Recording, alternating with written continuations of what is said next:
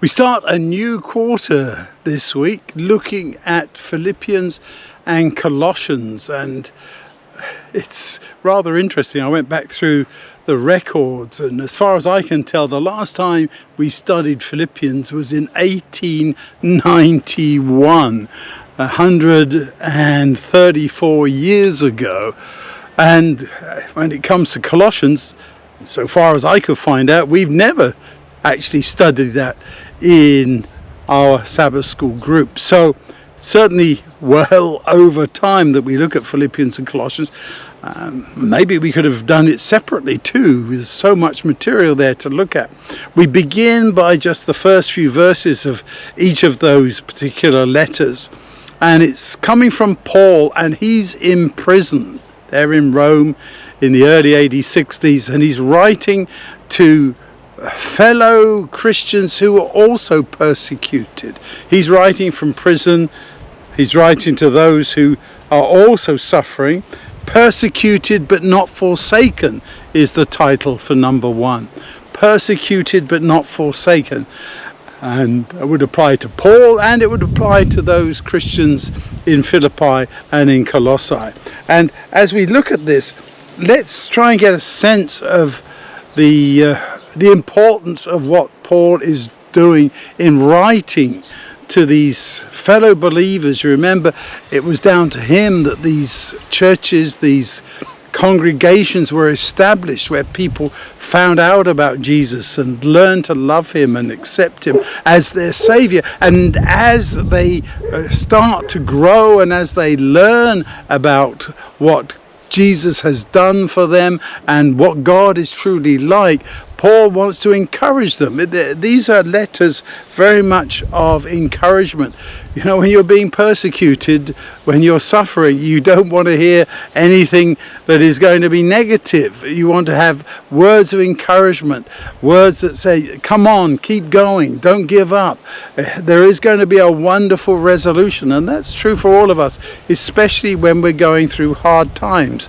You know, when we have troubles in our lives, when things aren't going right, we start to think, is it really worth it? Is there any point in continuing? Should I just give up? You know, God doesn't seem to be doing anything for me. All those kinds of thoughts come into your mind, and Paul is trying to address those to us here in Philippians and Colossians.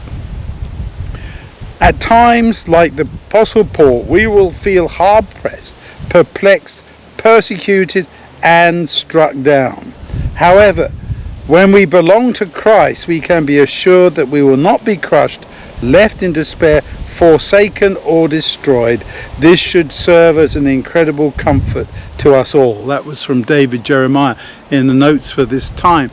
And I think we should all take comfort in this fact that God is there with us, especially in the tough times, especially when we feel crushed, left in despair, forsaken or destroyed.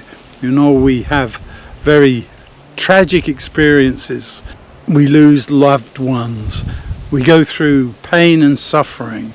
This life is not easy. We lose our jobs. We find that our dreams do not come true.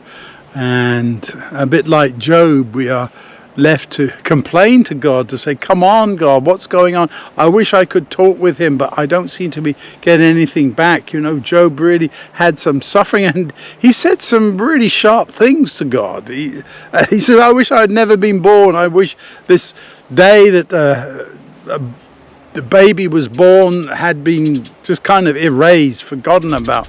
And yeah, we all feel a bit like that sometimes, and Job, of all people, had enough to complain about. But in the end, he held on to his conviction of God and the true nature of what God is really like. And God at the end speaks of Job and says, he has said of me what is right. Unlike these friends who were comforting him, who were not expressing a good picture of God, a true depiction of God and his character. So this week the big question is, what are you going to do when troubles come?